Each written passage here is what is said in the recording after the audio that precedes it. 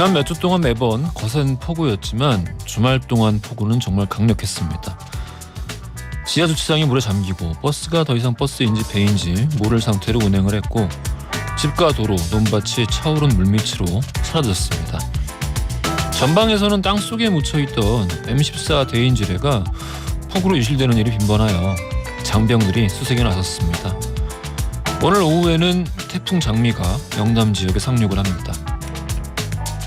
이번 주까지만 버티면 좀 나아지겠죠? 이런 폭우는 평생 본 적이 없다면서 발을 동동 굴리는 시민의 마음, 그리고 그런 삶의 터전을 하루빨리 위로하고 수습할 수 있었으면 좋겠습니다. 8월 10일 월요일 허지웅쇼 출발합니다.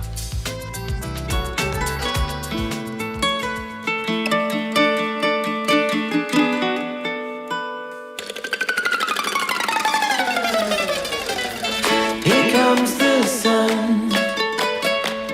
Here comes the sun, and I say it's alright.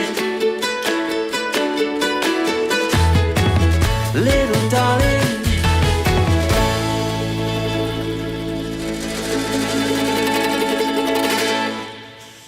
허지웅쇼 1부 첫 곡으로 들려드린 곡은요, 히메시 파텔의 Here Comes the Sun, 영화 Yesterday OST에 수록되어 있던 곡이었습니다.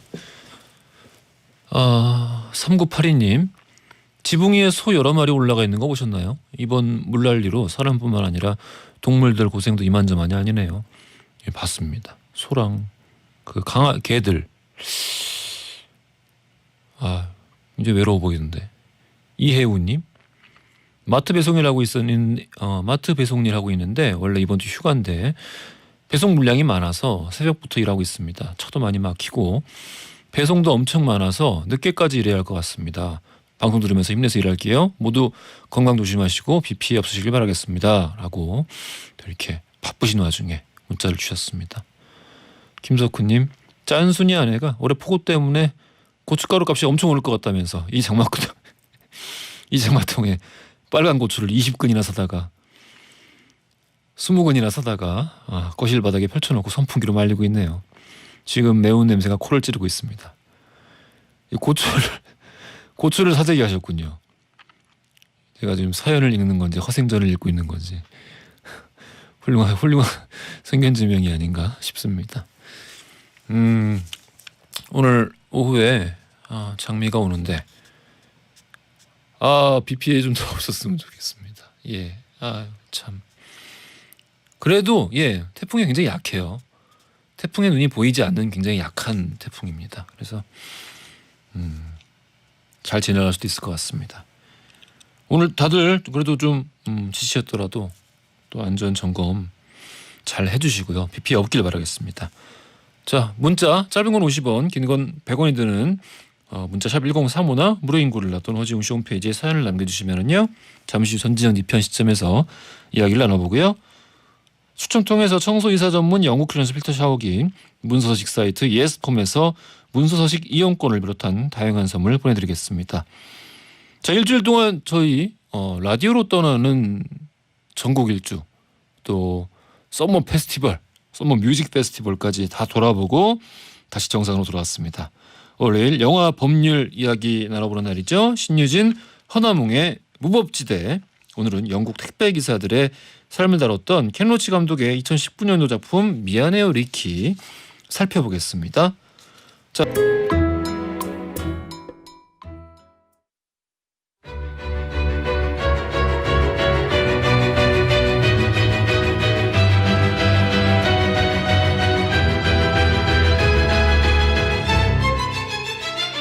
영화와 법률의 만남, 신유진, 허나몽의 무법지대. 영화 법률 이야기를 나눠봅니다.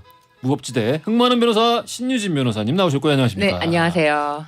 또 우리 정많은 변호사 허나몽 영화평론가님 나오셨습니다. 안녕하십니까? 안녕하세요. 제가 지난주 같은데요. 네. 그렇죠. 2주 TV를 전이죠. 막 돌리다가 네.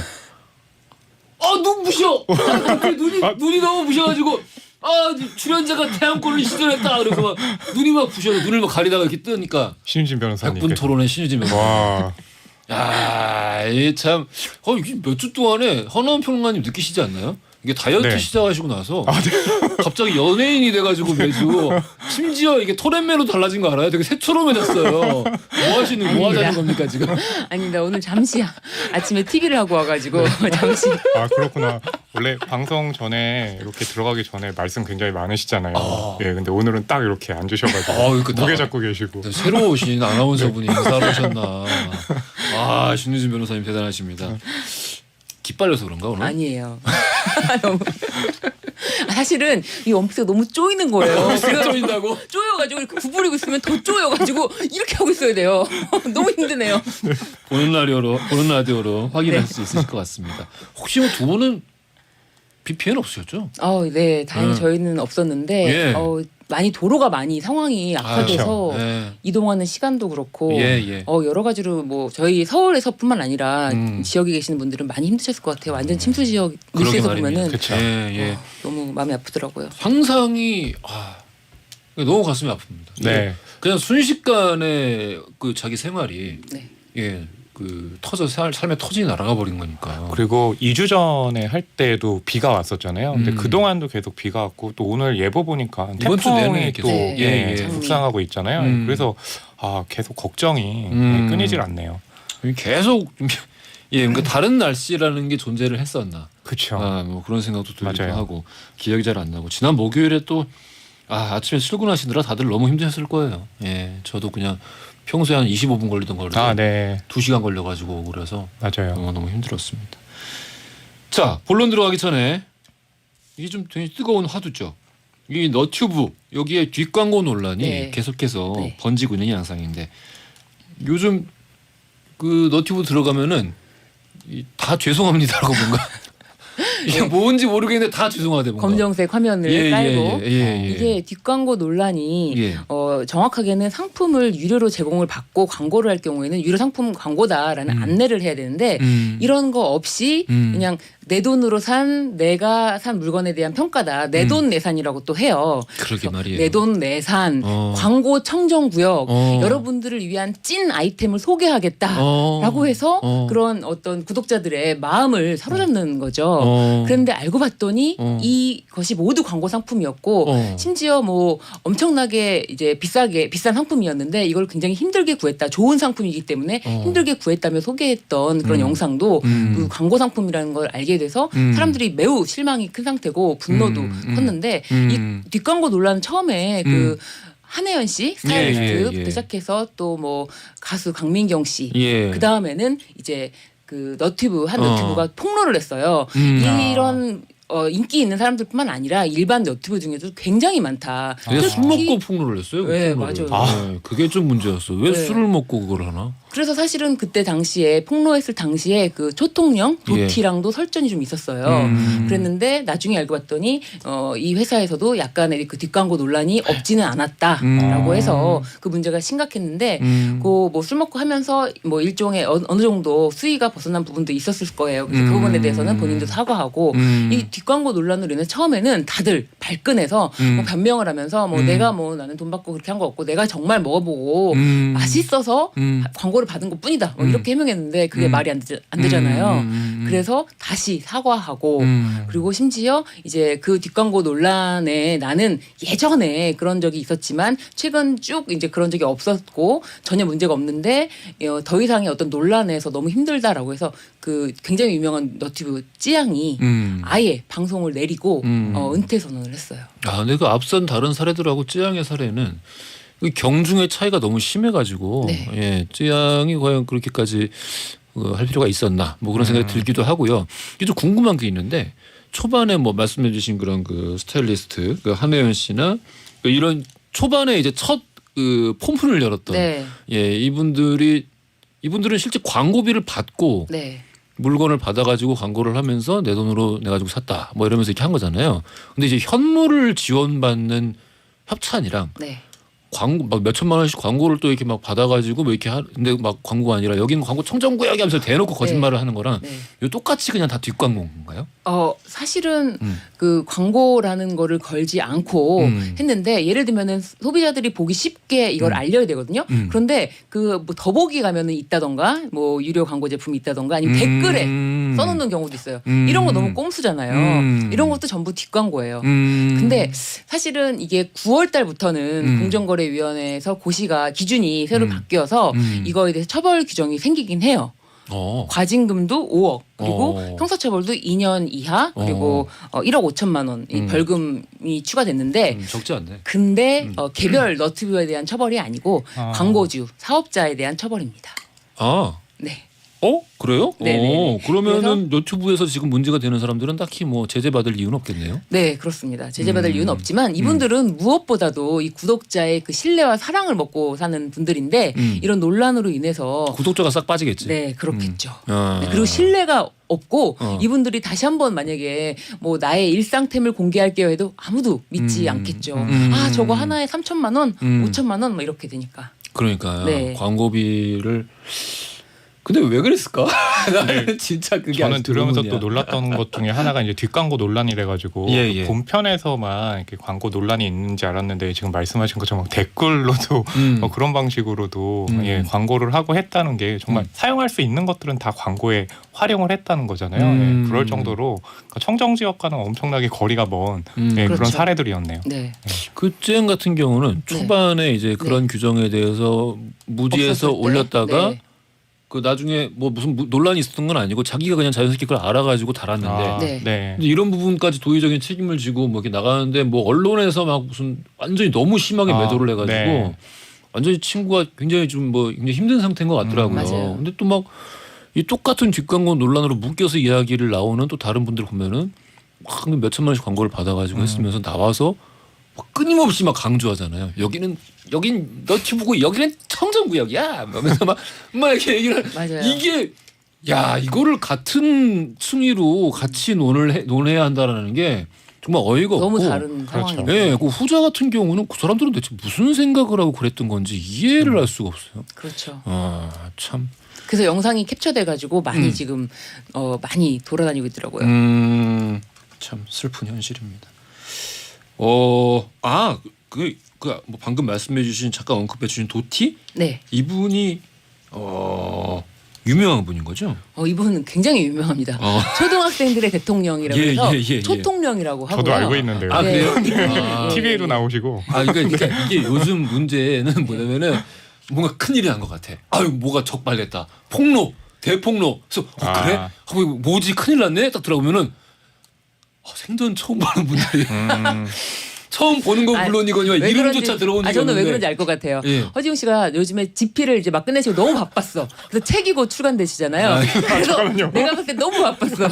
아니 근데 아니 이게 또 너튜브에 이제 막 이 몇백만 네. 구독자를 가져왔으면은 굉장히 큰 그렇죠. 어떤 채널인 거잖아요. 네. 근데 다 이렇게 처음 보는 거야. 그거는 아무래도 너튜브 컨텐츠 소비자들이 그 특정 소비자들의 그 영역이 있는 것 같아요. 그래서 그 영역에 있는 분들은 엄청나게 예를 들면 400만의 구독자가 있는데 우리는 사실 처음 보는 사람이 있긴 있거든요. TV에는 안 나오고 오로지 너튜브로만 하시는데도 구독자가 400만 명. 어마어마한 거죠. 그러니까 그만큼 너튜브 시장이 이 구독자의 팬층을 꽉 잡고 있다 이렇게 보시면 될 것 같아요. 아 참. 저는 참 그렇습니다. 제 주말에 네. 봤던 것 중에 이제 초반에 술 먹고 이제 폭로를 한 분이 참 네네. 팬이란 분인데 네. 이분이 이제 쯔양을 불러놓고 뭘 또 하더라고요. 네네네. 근데 이 정말 그 말도 안 되는 꼼수 있잖아요. 네. 그러니까 그 왜 불렀는지 너무 눈에 보이는 거예요. 자기가 술 먹고 폭로를 했는데 쯔양은 사실 자기가 한 거보다 너무 말도 안 되게 이 폭탄을 맞았기 때문에 억울한 측면이 거의 제 보기엔 9할 넘거든요. 근데 자기가 왠지 이 친구를 이렇게 한 것 같으니까 이게 정말 뭐 언론에 완전히 100% 책임이다. 찌양이 이렇게 된 거는 이런 식으로 책임을 전가하기 위해서 이 한 게 너무 그 의도가 보여가지고 마음이 좀 짠하고 그 찌양이라는 친구가 손을 부들부들 떨면서 이렇게 사과를 하던데 이 명예를 중요하게 생각하는 사람들은 사실 그렇게 하거든요. 정말 사소한 실수에도 부들부들 떨면서 굉장히 그 힘들어하는데 네네. 그렇지 않은 사람들은 너무 편하게 잘 살고 그렇죠. 이게 되는 게 아닌가. 네. 그게 우리 현실이 아닌가 그런 생각을 해봤습니다. 네. 자, 그러면 오늘 본격적으로 영화 이야기를 나눠보겠습니다. 오늘 만나볼 작품이 미안해요 리키. 미안해요 네, 리키 라는 작품이고 이 작품을 이제 선정한 이유는 그 8월 14일이 택배 없는 날이라고 해가지고 그날만큼은 이제 택배 기사님들도 그렇고 이제 물건을 받는 것들을 이제 하루만 중단을 시키는 거거든요. 왜냐하면 그동안 그 코로나 때문에 그 넌 컨택트라고 해가지고 이제 대면을 안 하면서 했기 때문에 배달하는 일이 굉장히 많았잖아요. 그래서 그분들의 좀 피로를 줄여주자는 취지에서 예, 8월 14일을 택배 없는 날로 정했고 그러면서 각광받는 영화가 지금 미안해요 리키예요. 예, 그래서 영화로도 많이 그 다시 방영이 되고 있기도 하고요. 예, 오늘 또 저희가 소개하기도 하는 거죠. 예, 여기 또 사실, 말씀 그 해드려야 돼요. 12세 관람합니다. 네, 그렇죠. 예, 예. 네. 온 가족이 볼 수 있습니다. 네. 이 영화에서도 리키가 택배 기사로 나오는데 휴가를 달라고 사정하는 장면이 있었거든요. 맞아요. 딱 오버랩이 되더라고요. 그래서 우리나라가 1992년 택배 산업이 시작된 이후로 단 한 번도 공식적인 휴가가 없었는데 아하. 이번에 최초로 공식적인 휴가를 만들어낸 거예요. 아, 근데 이게 구조적인 개선 없이 네. 이렇게 하루를 쉬어버리면은 네. 다음날 더 고생하는 거 아닌가요? 그래서 그런 문제점을 지적하는 그런 예. 보도들이 있어요. 그러니까 그날 하루가 아예 택배를 안 하기 때문에 예. 그렇다면 그날 해야 될 물량들이 그 다음 날로 미뤄지잖아요. 예. 그렇게 됐을 때 또 그 다음 날에 이제 택배 기사님들이 물량이 많아가지고 더 많이 또 움직여야 되지 않느냐 하기 때문에 지금 말씀 주신 것처럼 구조적인 문제를 훨씬 더 좀 짚고 넘어가야 되는 거 아니냐 하는 얘기들이 있죠. 그래서 사실은 이 문제의 해결점은 고객들이 내 택배가 조금 늦어진다는 걸 확실하게 인식하고 이런 방송을 통해서도 아 택배 없는 날 그러면 택배가 조금 늦겠구나라고 알고 계시면서 이것에 대해서 컴플레인을 걸지 않으면은 그만큼 이런 부분의 문제는 원활하게 해소되지 않을까. 그래서 또 이런 방송도 중요한 것 같아요. 아, 그렇습니다. 아, 우리 변호사님이 인식의 개선. 그렇습니다. 오늘도 돌발 퀴즈 드리겠습니다. 자, 케노치 감독의 2019년도 작품 미안해요 리키 살펴보고 있는데요. 자, 다음 보기 중에 택배 기사님들에게 절대 해서는 안 되는 말 과연 몇 번일지 보기 드리겠습니다. 힌트는요. 전에 한번 말씀드린 적 있어요. 애청자분들은 아실 것 같습니다. 자, 1번 수고 많으셨습니다. 2번 시원한 음료수 한 잔 드시죠. 3번 내려가실 때 쓰레기 좀 버려주세요. 정답 아시는 분들 짧은 건 50원, 긴 건 100원이 드는 문자 샵 1035나 무료인 고릴라로 보내주시면 추첨 통해서 선물 보내드리겠습니다. 자, 빌 리더스의 Just the Two of Us 들으면서 2부로 가겠습니다.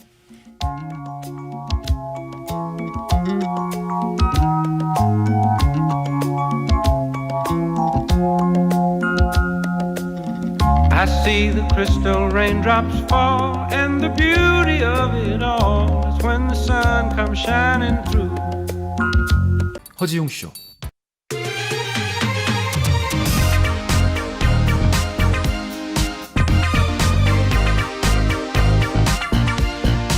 안녕하십니까, 허지용입니다. 안녕하세요, 허지용입니다. 매일 오전 11시 SBS 103.5MHz 러브 FM 허지용 쇼. 세상을 향한 유쾌한 궁금증 허지용 쇼. 자, 출발합니다. 참 들을 때마다 뭔가 이 숙취 해소 음료 광고 같은 우리의 시그널. 출발. 했던 말을 계속 강조하지 않습니까? 세상을 향한. 예, 돌침대 광고 같기도 하고 그렇습니다. 자, 허지웅 씨, 오늘은 영화와 법률의 만남 신유진 허남웅의 무법지대로 함께하고 있습니다. 자, 미안해요 리키. 네. 못 보신 분들도 많을 거예요. 네. 예, 이야기 좀 소개해 주시죠. 제목의 리키가 이제 주인공이고요. 원래 건설 현장의 노동자였는데요. 거기에서만 일해가지고는 이렇게 생활비를 벌 수 없다라고 하면서 택배업을 하려고 하는데 그래서 이제 거기서 들어갔는데요. 택배를 하기 위해서는 운송 필요하잖아요. 자동차가 필요하잖아요. 그 회사에서 대여를 하자니까 너무 비싸요.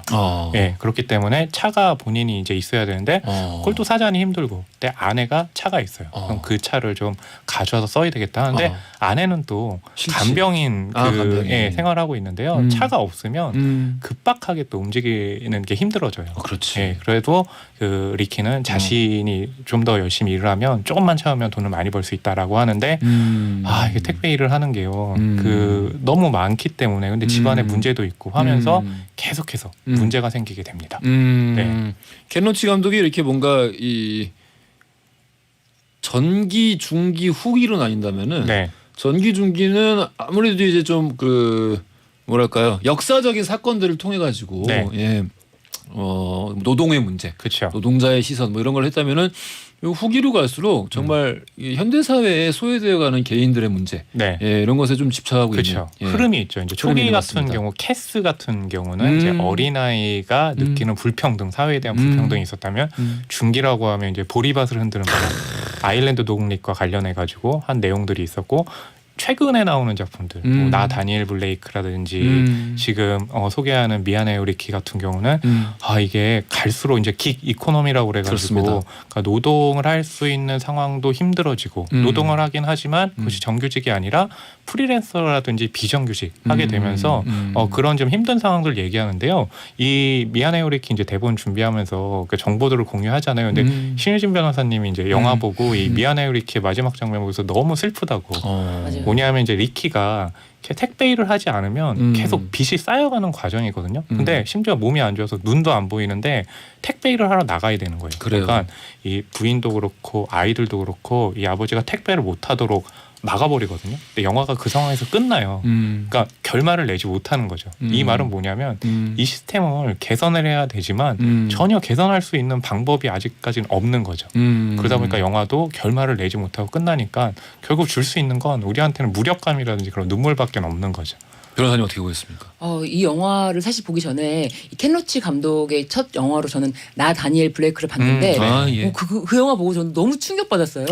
왜? 영국에서 이런 일이 있는 거야라는 거를 네. 사실 모르고 있었고 다른 나라 상황에 대해서 뭐 어떤 현실이 아주 힘든 현실이 어떤 게 있는지 모르고 우리나라의 힘든 일만 이제 알게도 그렇죠. 급급하다 생각했는데 영국에서 그리고 굉장히 영화가 잘 만들어진 사람이 그럼요. 이렇게 영화를 만드는 거 보고 놀랐는데 이 미안해요 리키는 사실 보기 전부터 매우 슬플 것 같아서 네. 좀 많이 좀 마음이 좀 그랬는데 봤는데 와 영화의 완성도는 정말 최고입니다. 아유 뭐 역시 예. 너무 가슴을 울리는 게 이게 정말 너무 신기한 게 어떤 이야기가 아니라 내 주변의 이웃이 저런 일이 실제로 내 옆에서 일어나고 있다라는 거를 보여주는 것 같아서 이게 더 마음이 아픈 것 같아요. 그렇죠. 켄로시 감독이 제가 알기로 1936년생인가 그런데 네, 맞아요. 예, 정말 할아버지예요. 네. 예, 근데 이제 이 거장이 제가 대학생 때만 하더라도 완전 이제 뭔가 그 좌파 감독의 상징 같은 그렇죠. 예, 그런 인물로 이제 그 인용이 되고 거론이 되다가 맞아요. 최근 들어서 방금 변호사님 말씀하셨던 이제 나다니엘 블레이크 같은 네. 경우에는 정당을 가리지 않고 모든 국회의원들이 인용을 했었거든요. 연설을 그렇죠. 하면서 정말 생각상 많이 바뀌었다. 예, 뭐 그런 생각도 했었고. 아까 이제 신유진 변호사님이 나 다니엘 블레이크 보고 충격을 받았다 이랬잖아요. 근데 실제로 켄 로치가요. 나 다니엘 블레이크가 노동을 할 수 없어가지고 푸드마켓에서 음식을 받는 건데 그때 또 충격을 받은 게 뭐냐면 실직한 사람들만 푸드뱅크를 이용한지 알았더니 그 프리랜서나 비정규직 있잖아요. 예. 너무 그 돈을 못 버니까 푸드뱅크를 이용하는 걸 보고 충격을 받아서 이걸 또 영화로 만들어야 되겠다. 그래서 나 다니엘 블레이크를 만들면서 구상을 한 게 또 바로 이 미안해요 리키이기도 해요. 그래요. 요거 예, 이분은 1936년생인데 이분이 은퇴를 못 하시는 게 사회 문제가 계속 너무 이야기할 문제가 계속 있어서 은퇴를 못 하신다고. 원래 은퇴 선언을 한번 했었어요. 맞아요. 나다니엘 블레이크 이후로 안 하실 거라고 네, 했었어요. 그러니까 그 전에 예. 이 켄 로치 감독의 원칙 중에 하나가 영화는 무조건 필름이다. 네, 그래서 이제 필름 생산이 중단되면 나는 영화를 이제 찍지 않겠다라고 해서 지미 소울이라는 작품에서는 영화를 찍다가 필름이 부족해가지고 구하지 못한 거예요. 그래서 이 소식을 듣고 정말 네가 여기서 왜 나와?라고 할 정도로 픽사 스튜디오 있잖아요. 픽사에서요. 우리는 켄 로치 감독을 너무 존경한다. 우리가 갖고 있는 필름이 있다. 이걸 제공하겠다라고 해서 켄 로치 감독한테 필름을 제공해가지고 만든 게 지미 소울인데 그리고 나서 이제 디지털로는 난 좀 힘들 것 같다라고 했는데 말씀하신 것처럼 너무 지금 사회에 산적한 문제들이 많잖아요. 거기에 대해서 발언을 하지 않는다면 관심들을 못 가질 것 같아서 그래서 켄 로치 감독은 여전히 계속해서 영화를 찍고 있는 거죠. 그렇게 그 시대를 앞서간 거장들한테 후배들이 도움 주는 거 되게 아름다운 것 같아요. 그렇죠. 구로사와 아키라 같은 경우도 그 란 찍을 때 돈이 너무 많이 들어가서 제작을 못 하고 있으니까 갑자기 맞아요. 어디선가 스티븐 스필버그와 조지 루카스가 나타나서 마틴 스콜세지도 그렇고 맞아요. 제작을 해줬던. 그렇죠. 예, 그런 일화도 기억이 나고요. 6501님 전 우체국 집배원인데요. 14일 날 배달 안 되는 택배는요. 17일이 임시 공휴일이라서 18일 날 배달됩니다라고 이렇게 친절하게 안내를 또 해주셨습니다. 아유 고생 많으십니다. 김병천님 저희 집 냉장고에 택배하시는 분들 드릴 생수가 늘 냉장고 가득해요. 물 사드실 시간도 없으신 것 같아서 늘 챙겨드리고 있습니다. 6607님 남동생이 택배 일하는데 물건 배달하던 중에 지나가던 아이 엄마가 아이에게 야 진짜 공부 못하면 저런 일 하는 거야 라고 하는 말을 들었대요. 그래서 남동생이 지나가면서 아이에게 공부 열심히 해 라고 말해주고 왔다고 하네요 라고 합니다. 이거 영화의 한 장면 같네요. 이것도. 할말 네. 그 부산항에서 이제 김희성이 네. 예, 그 기차 안에 탄 그 노숙자 맞아요. 보고 예, 거기 나왔던 이제 김수환 배우에게 그런 얘기를 하잖아요. 예. 할 말은 많지만 하지 않겠습니다. 그쵸. 예. 동생분에게 꼭 건강하시라고 꼭 전해주십시오.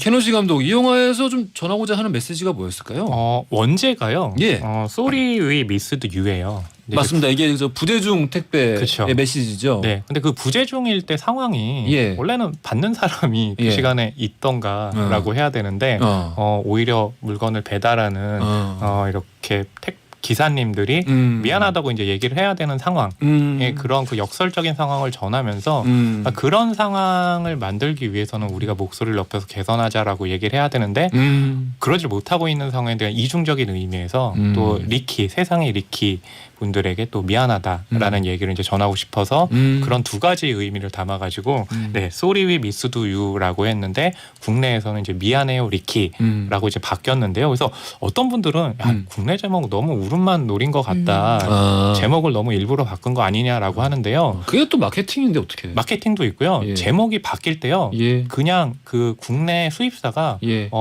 독단적으로 바꿀 수가 없어요. 실제로 혹시 뭐 수입할 때요. 감독한테? 켄노치 감독이나 그 제작사 쪽에 우리는 이런 제목으로 하고 싶다. 허가를 해달라. 한국말로 물어본 거 아닐까요? 전화해서 케노치 감독님 미안해요 리키 괜찮으세요? 근데 괜찮다고 해서 얘기를 했고 그리고 지금 정말로 그랬을 수도 있는데 그렇게 하면서 또 켄노치 감독이 국내 팬들을 위해 가지고 짧은 영상을 보내주기도 했잖아요. 아름답네요. 나 다니엘 블레이크가 켄노치 영화가 국내에서 그 전에는 그렇게 많이 관객이 들진 않았는데. 그러니까 정말 관객층이 좁았어요. 그렇죠. 랜드 앤 프리덤, 빵과 장미 이런 맞아요. 작품들 다 너무 걸작들이지만 그렇죠. 딱 어떤 그 정치적 지향성을 가진 사람들만 봤었는데 지금은 전혀 그렇지 않다라는 맞아요. 거죠. 그래서 나다니엘 블레이크가 엄청나게 많은 관객이 들었거든요. 맞습니다. 또 거기에 또 켄노치 감독이 공부됐는지 이 지금 오늘 소개하는 미안해요 리키 때는 영상을 또 보내오기도 했죠. 안녕하세요. 연예가 중계 켄 로치입니다. 나다니엘 블레이크 2예요. 그냥 영어로. 근데 이 영화 진짜 저는 예. 영화 안 보신 분들이 있다면은 그 웰메이드 영화의 진수를 보여주는 영화니까 꼭 한번 보시라고 추천해드리고 싶어요. 너무 좋네요. 네. 예. 계속해서 좀 영화 좀 만들 수 있으셨으면 좋겠습니다. 그렇죠. 예. 자 오늘 택배와 관련된 내용인데 변호사님께서 택배 사고와 관련된 좀 법률적인 내용들 네. 준비를 해주셨습니다. 네. 하나하나 좀 짚어볼까요? 네네. 예. 그 택배가 우리가 사람이 없을 때가 주로 많잖아요. 예. 근데 택배 배송을 하다가 분실 사고가 났으면은 이 경우의 법적 책임에 대해서 제가 간단하게 좀 설명을 드리려고 하는데요. 분실 사고. 네네.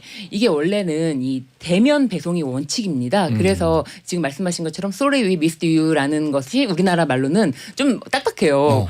부재중 방문표. 예.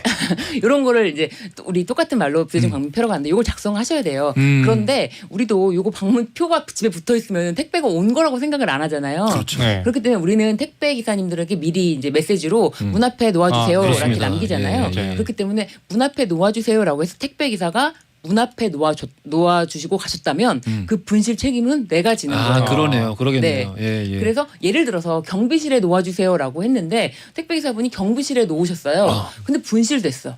그 경우에는 사실은 그것도 내 책임이에요. 이 경비실에서 경비분들의 업무도 택배를 대신 받아주는 업무가 없거든요. 그렇기 때문에 별도의 계약 관계가 있어서 택배에 대해서 뭐 물류 책임을 진다라는 게 없다면 이 경비실에 놓아주세요라는 것도 내 책임이 되는 거예요. 그래서 원칙적으로 그렇게 되고요.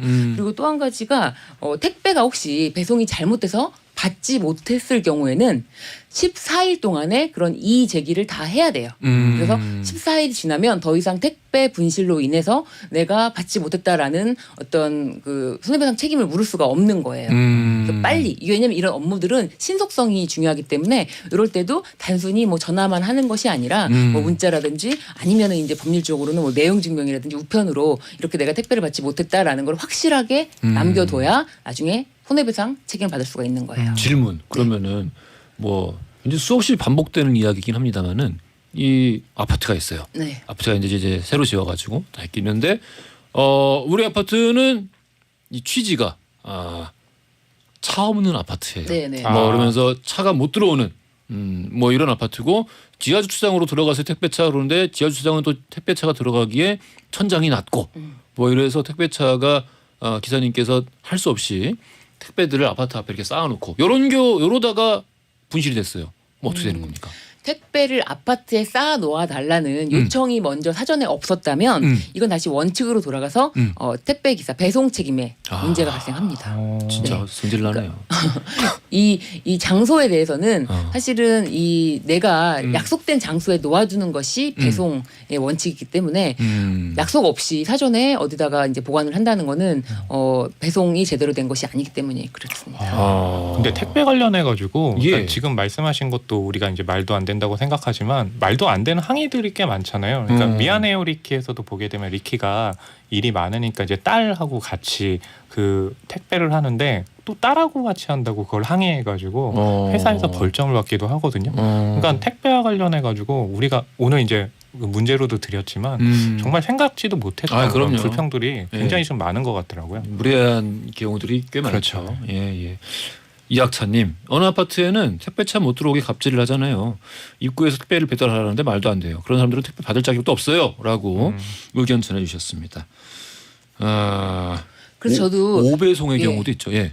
이 택배 관련해서 사실 이제 예전에 이런 생각이 없었을 때는 택배차들이 이제 많은 택배차들이 굉장히 도로에 주정차가 막 돼 있잖아요. 그럴 때 주정차에 문제가 있다라고 생각을 했는데 이제는 아니 저분들이 저기다 잠시 정차를 안 해놓으면 이 업무가 마비된다라고 생각을 하니까 아예 그런 생각이 바뀌니까 그런 부분에 대해서는 오히려 문제가 있다가 아니라 저렇게 정말 정차할 곳도 없이 일하시는구나 힘들겠다 생각이 좀 바뀌었어요.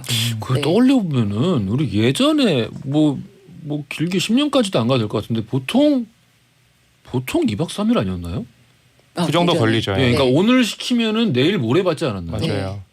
그래서 근데 지금은 당일 배송 예. 배송이 있잖아요. 또 저녁에 11시 전에 하게 되면 그 예. 다음 날 오전 예. 6시 7시에 바로 문 앞에 배달되기도 하고요.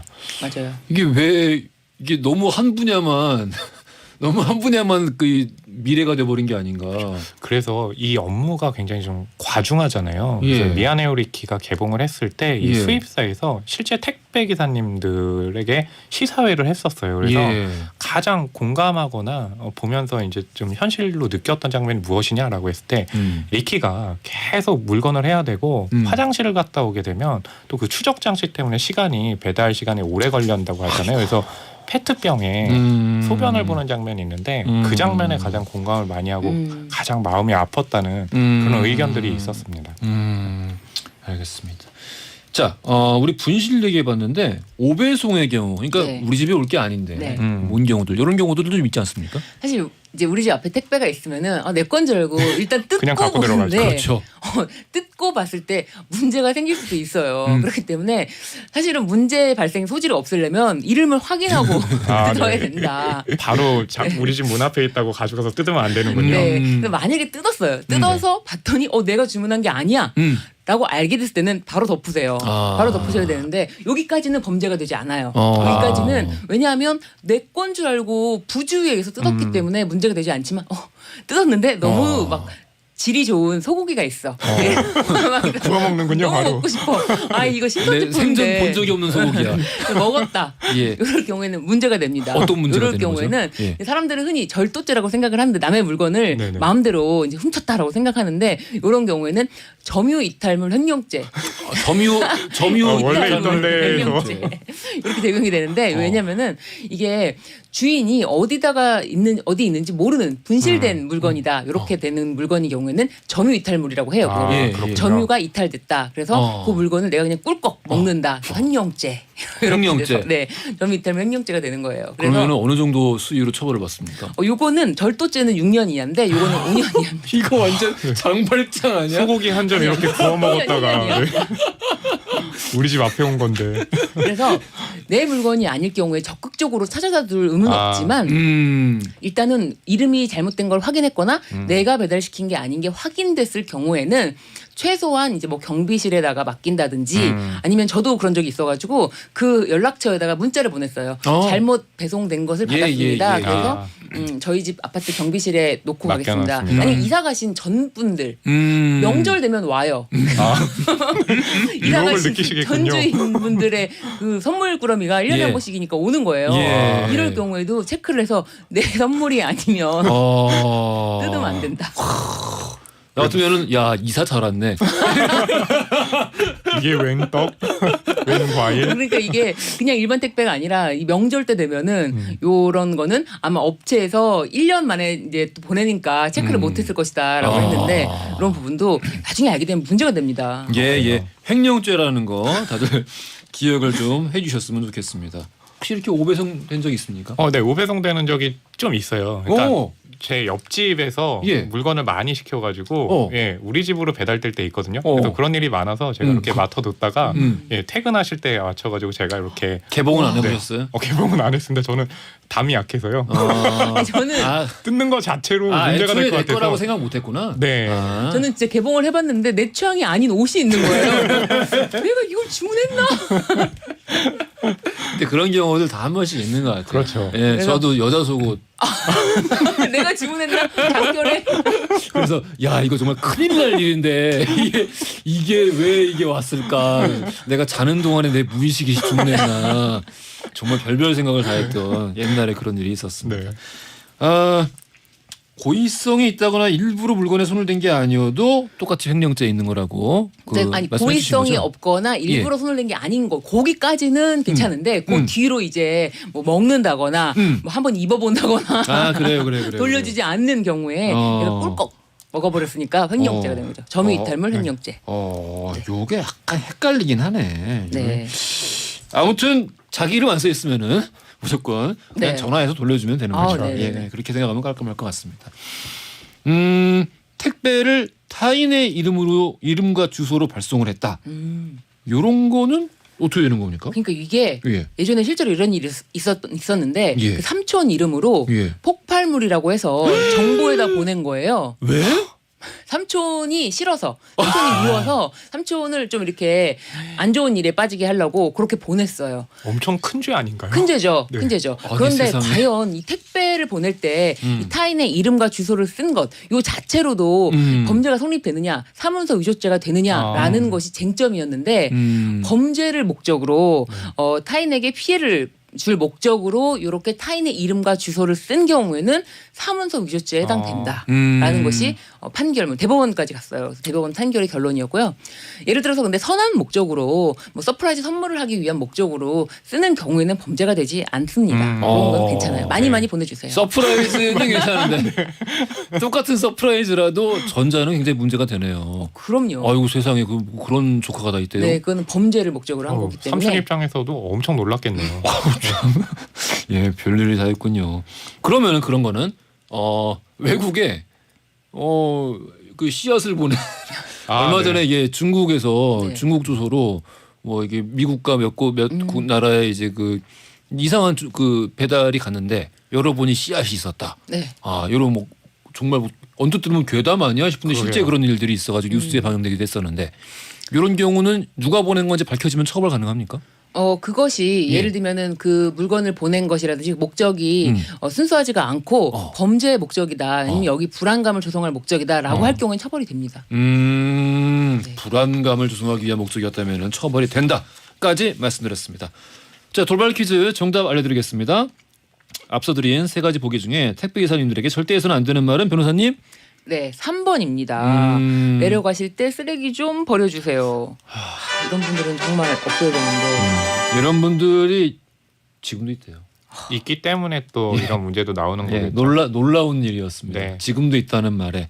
예. 그리고 이렇게 택배 기사님들 보면 이제 음. 이렇게 좀 수고하시니까 그러니까 저도 음료라도 좀 드리고 싶을 때 최근에는요 그 대면을 하면 안 되기 때문에 맞습니다. 예, 벨만 누르고 딱 가시기 맞아요. 때문에 예. 예, 만날 그거조차도 시간이 예, 없어요. 하기가 굉장히 힘들어서 예. 예, 그것도 좀 안타까울 때가 있더라고요. 앞에 콜라를 이렇게 딱 해도. 예, 그러니까 앞으로는 예, 그 앞에다가 이렇게 좀 그래서 어느 분은 근데 그거 아예 드실 시간도 없대요. 아이스박스를 해놓고 거기다가 이제 아 정말. 예, 비타민 음료 같은 걸 넣어둬서 예, 택배 기사님들께서 더울 때 이렇게 또 가져가셔서 드시고 하신다고 하더라고요. 그래요. 알겠습니다. 자, 당첨자 명단 선곡표란에 올려놓을 테니까 확인 부탁드리겠습니다. 지금까지 무법지대 신유진 변호사님, 허남홍 영화평론가님이었습니다. 오늘 말씀 감사합니다. 감사합니다. 감사합니다. 허지웅쇼 2부는 고려기프트, 현대오피스, 반올림 피자샵, 닥터피엘, 코지마 안마의자와 함께했습니다. 허지웅쇼 내일 과학 코너에서는요, 원종호 대표 이은희 작가님과 함께 오늘 우리 눈에 관한 재미있는 과학 이야기 나눠보겠습니다. 저도 물어볼 거 많을 것 같은데 기대 많이 해주시고요. 끝곡으로는 박문치의 쿨한 사이 준비했습니다. 이거 들으시면서 저는 내일 아침 11시에 다시 찾아뵙겠습니다. 지금까지 허지웅이었습니다. 모르는 척하는 거야. 예전 너